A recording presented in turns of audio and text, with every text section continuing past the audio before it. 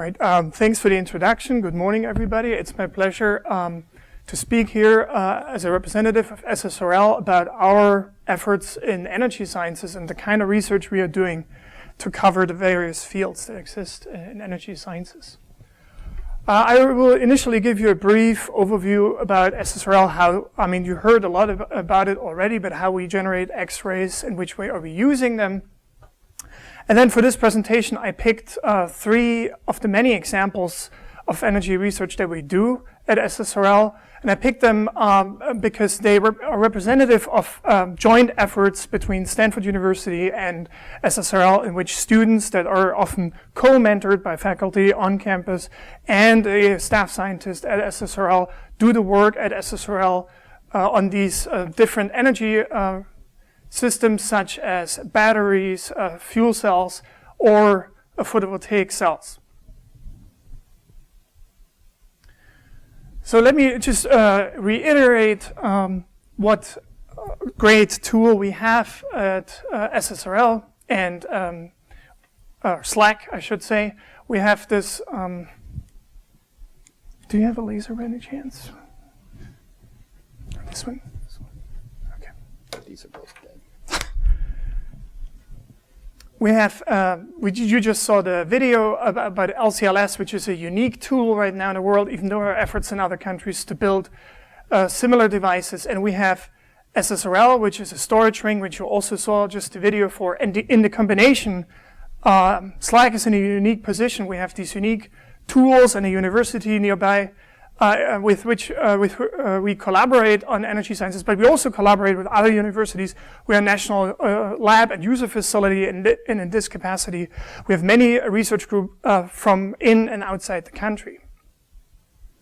So what is the focus of SSRL in the field of energy sciences? Well, pretty much covering the whole spectrum, in that we are interested in learning about the processes of energy generation, such as photovoltaic devices, energy storage, such as battery research requires, and energy transformation, for example, fuel cells, solar field generators, etc. And the way we try to tackle the science at SSRL is, obviously, we have a great deal of expertise in characterization of materials, of samples. But in order to advance a field of material science and apply it research, such as is necessary for energy sciences, you kind of want to close this loop. You want to understand everything from the processing and creation of a device, characterizing it, measuring its performance, and then model it to understand in which way what you measured here and here relate to each other and how you can improve the performance. And so currently our greatest expertise is in this area, but with the help of our collaborations, we kind of eat into this loop and try to expand our research efforts to complete this cycle. So I'm going to focus on X-rays in the non-visible spectrum of electromagnetic radiation, even though synchrotron radiation creates a broad spectrum all the way, if you want, to the infrared spectrum of light. But so we are using X-rays, and what X-rays help us to do is we can look at the way atoms are composed in a solid. We can decipher the nanostructural packing of things. We can figure out how atoms are positioned with respect to one another. We can even look into the single atoms themselves and tickle electronic transitions in there and understand in which way these transitions happen and what the chemistry is in the neighborhood of these atoms, and in which way this affects the subtle properties of the material. So now let me briefly reiterate what probably you've already now heard multiple times about synchrotron radiation, which is the one, our main tool at SSRL.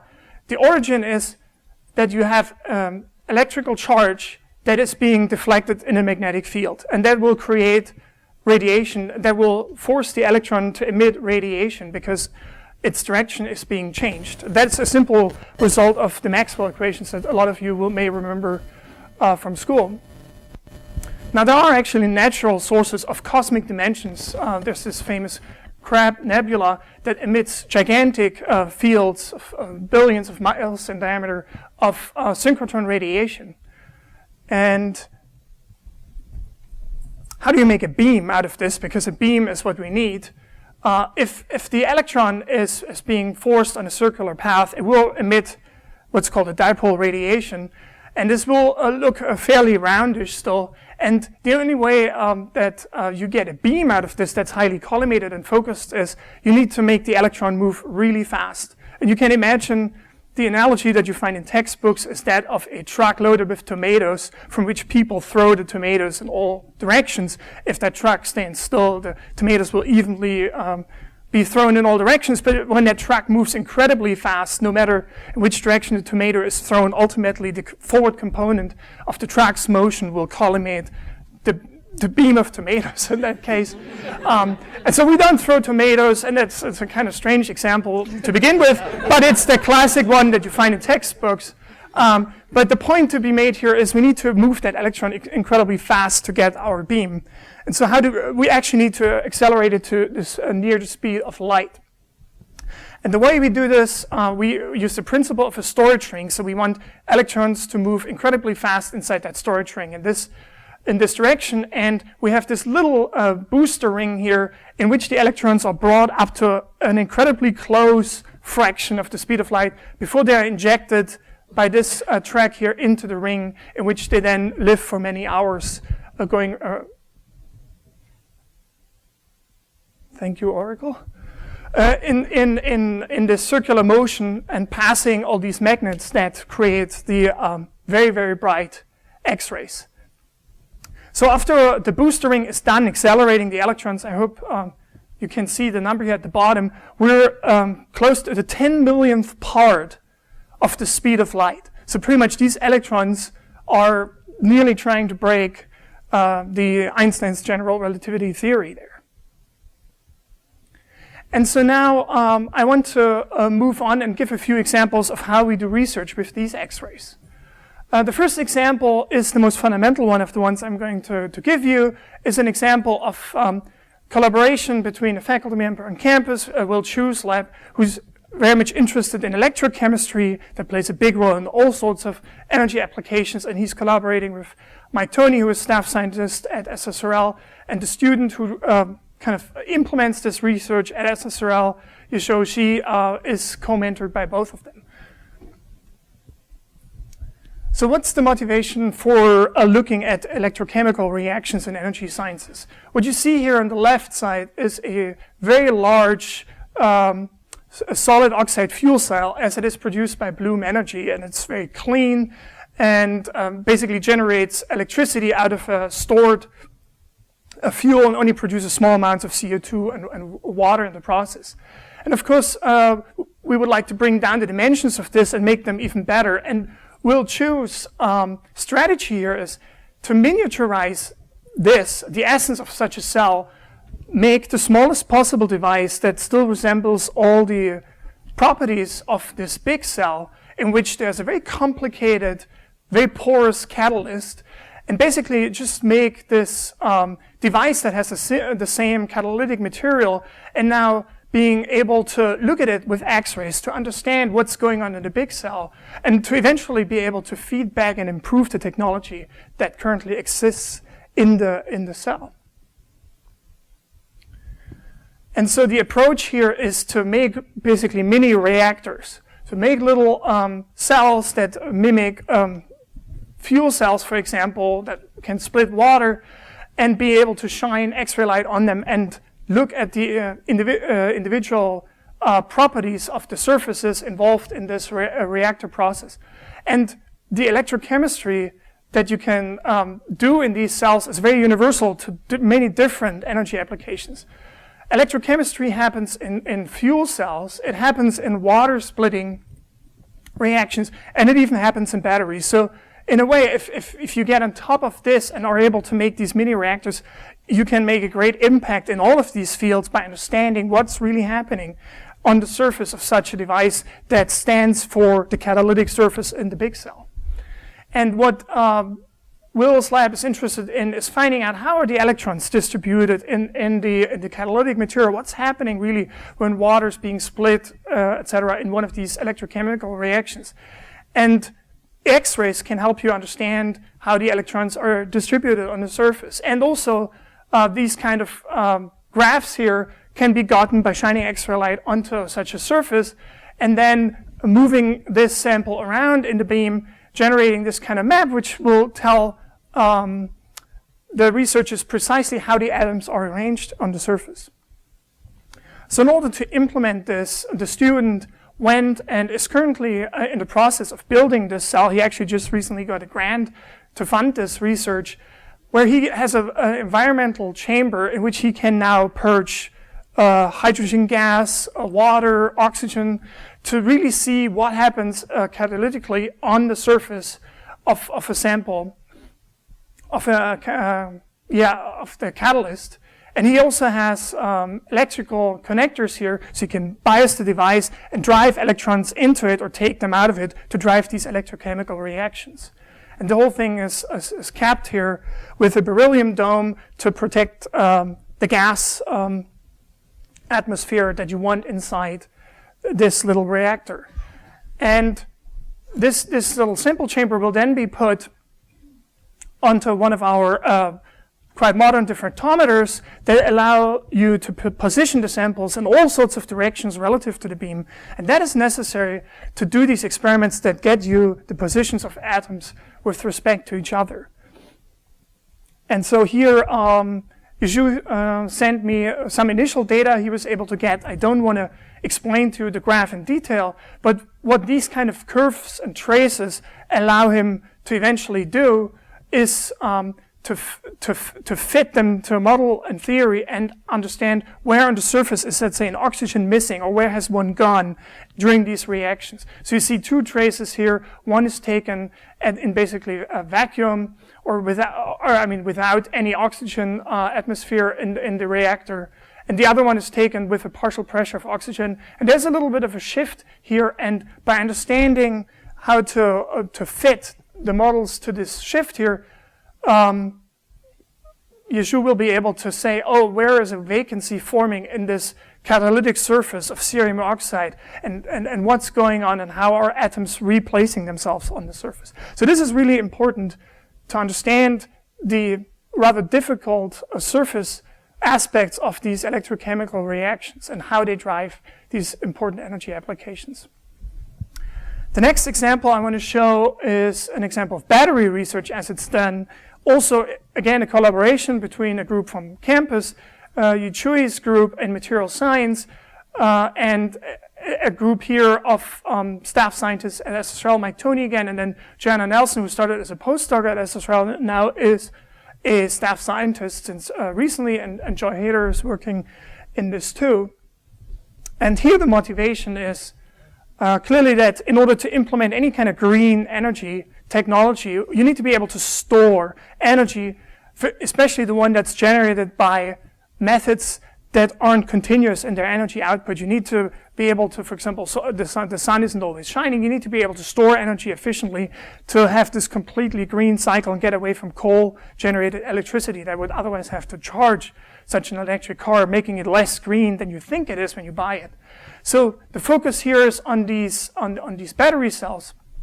And these would be cells that would power a car. And again, here the idea is of miniaturization and making it similar enough to do research on it.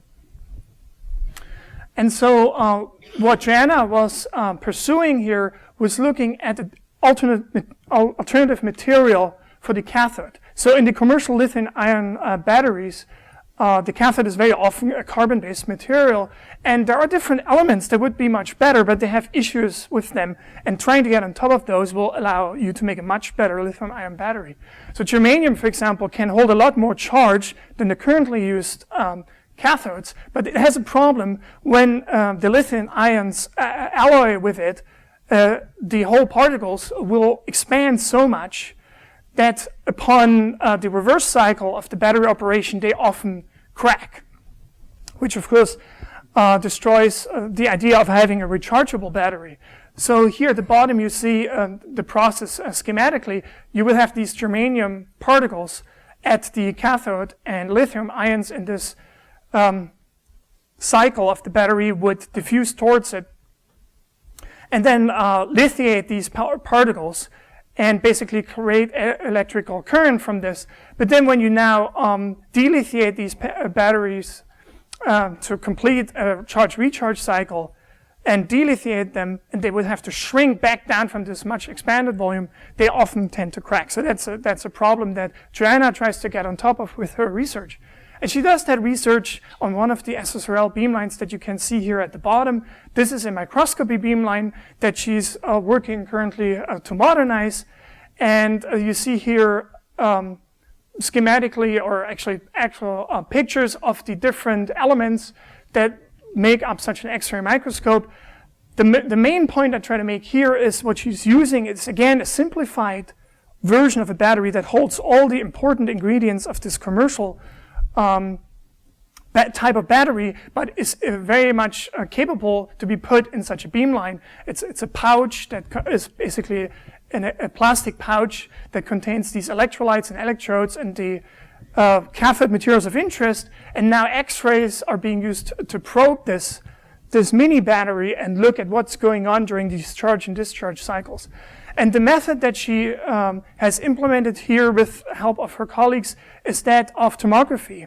So in order to get a three-dimensional image of the particles in the battery, instead of basically being able to slice through it directly, the battery is being rotated, and individual slices are then recomposed into a 3D image. And that's very similar to what happens in medical CAT scans, where you have an X-ray source rotating about the patient's head to create a 3D volumetric image out of the individual slices.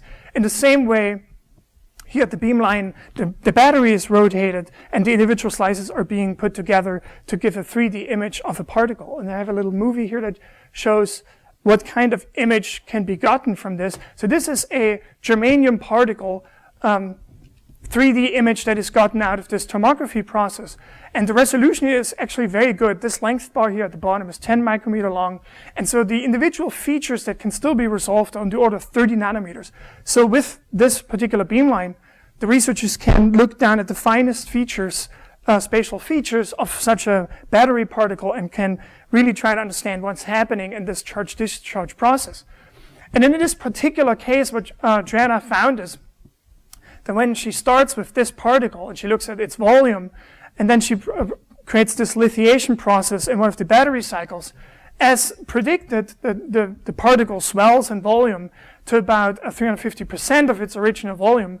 But then in this particular case, when the particle is delithiated in the reverse battery cycle, it actually goes nearly back to its original volume, and there are no cracks formed. So this is a relatively promising avenue here of this research to mitigate that cracking problem.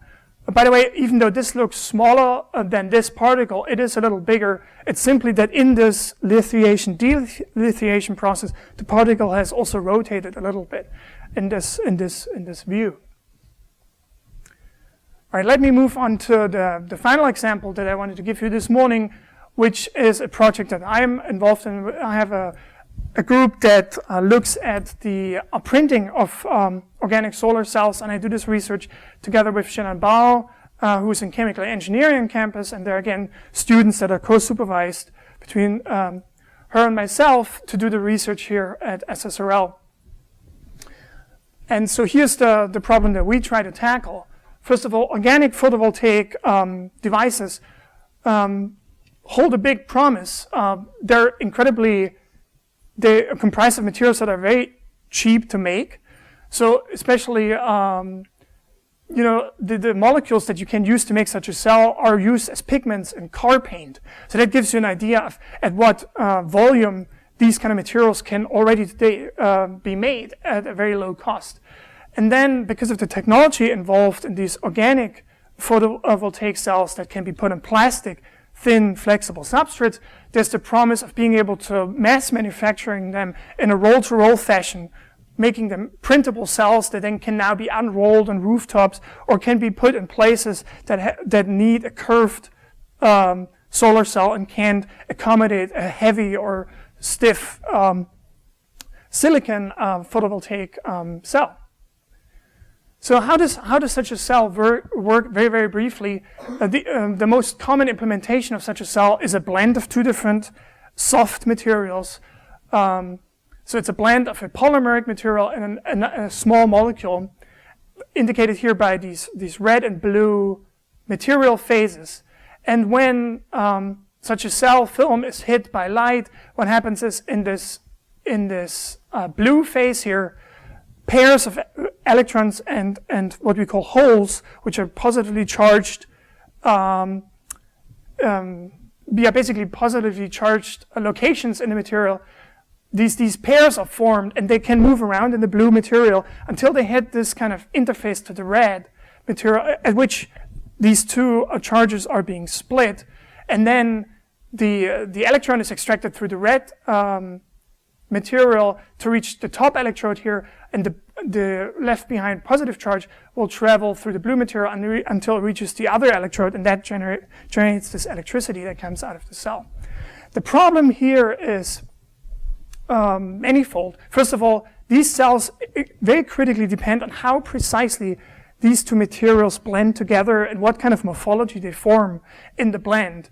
And what people find is when they make such films by spin coating them in the lab on a small scale, make very small cells, they get pretty good efficiencies.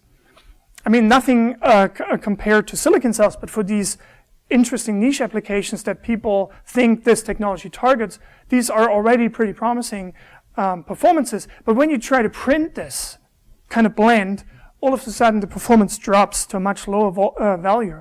And our research is geared towards understanding how to claw this back, what happens, and how can we remedy this and be able to actually print high-performance cells.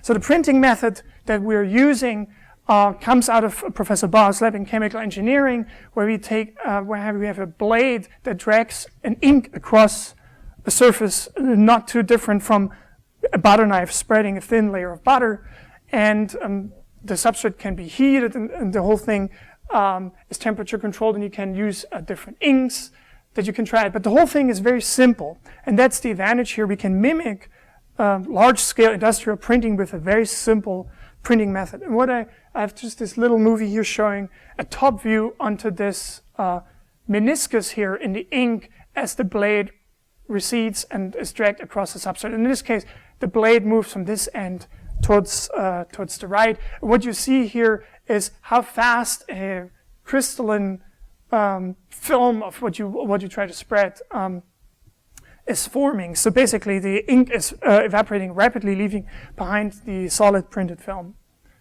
And the tool that we use to try and understand how the printing conditions impact the quality and the morphology of the film we print are again Xrays that we direct onto the sample under a very glancing angle. And then we have a detector behind the sample that captures this kind of intensity pattern where we get a bright dark pattern of these scattered X-rays from the film. And this pattern tells us what is the spacing between the molecules in the film on the surface, in which way do they orient information like this. And so in order to now understand how does printing impact the morphology, we want to look at it as the printing happens. And so we built this little printing tool that is identical to the one that we already had in the lab, and we put it on the beamline. So we have this little printer here, and then X-rays are being directed from this angle, under this glancing angle, onto the printed film. There's currently no film here, and then there's a detector here that records this diffraction pattern.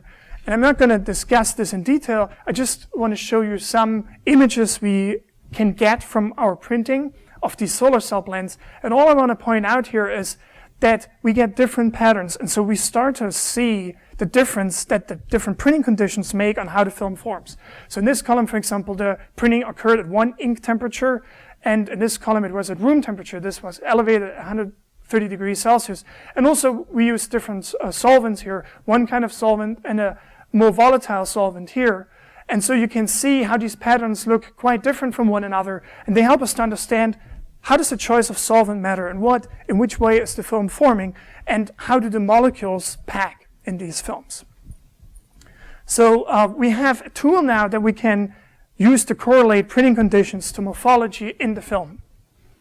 But we're also interested in looking at the crystallization, just how it happens. We try to understand as the ink meniscus is passing the beam when this blade is dragged through the beam, how does this crystallization really happen? Where do crystallites form? Do they already form in the ink?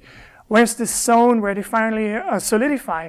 And in which way does a certain film morphology stabilize? Are some of them disappearing after a while? Do we have morphology that we would like to have, but we miss it because we used the wrong printing conditions? And for that, we need to be able to have a fast detector that can look at this very fast crystallization process as the meniscus is passing through the beam, like in this cartoon. And we already are able to do this now with this in situ printing tool. And I just want to show you a little movie that captures this kind of printing pattern. We just look at this little area here, but it shows you at what rate we can actually capture what's happening in the film by doing this in situ X-ray scattering. So if you look at this, it's probably going to run really fast. You will see the formation of a pattern, and you will see that you actually see initially you see a streak, and then you see this condensation of the signal in this peak, and the way it forms this little arc. And all of this is incredibly useful information to us. We are now able to see after so and so many milliseconds this morphology forms in this printer. And with this being the last example, I want to finally conclude and want to just reiterate to you that SSRL is a great place to do energy research, and there are many great places on Stanford campus, but also institutes here at SLAC, where people come together to work on energy research. An incomplete list of them is here, so you can see energy research is a great emphasis for both Stanford University, but also for SLAC and for SSRL. And with that, I thank you for your attention.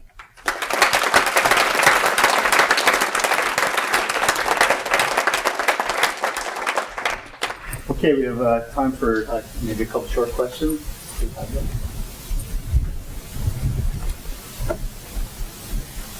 Yes, go ahead. How cheaply could you make these solar cells in terms of like, if you can just print them like that, how more cheaply can you make them compared to say the SIP or polysilicon? Yeah, it's a very good question, and in a way the answer to that question comes down to how we are able to implement this technology and make it viable, commercially viable. Because then, once the volume is scaled up, the cost will come down more and more and more and more. So there are, of course, extrapolations and predictions that will tell you, in a way, making a solar cell should be, in principle, as inexpensive as printing a newspaper. But of course, right now, because the level of research is still fairly academic, the materials are still fairly expensive. Once they're being made on a very large industrial scale, this will probably become a negligible contributor to the overall cost. So bottom line is it should be much cheaper than silicon cells.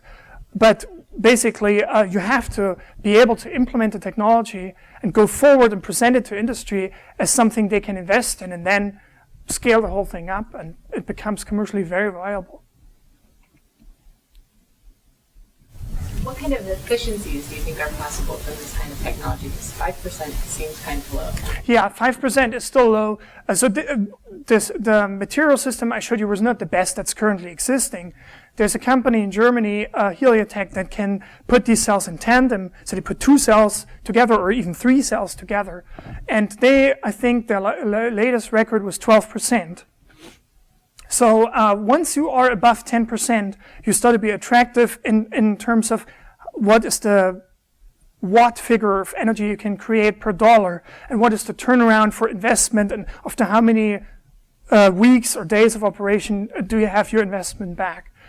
So people want to get to 15%, maybe 18, 20%. This is the target horizon for these technologies.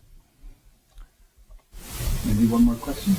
Did you observe different efficiency levels from those 6 different printing processes? Yes. I mean, so we are currently in an initial stage of doing this kind of research, correlating the beamline printed samples to electrical performance, but we are making devices out of selected cells for certain conditions, and we see a big difference. We see a big difference between the printing conditions and the performance, which is the whole point of the project, seeing as many as possible different cell performances that we are now able to correlate to different morphologies to try and crack this puzzle, understand how one morphology gives a good cell, another one gives a bad cell. Okay, let's thank Stefan again.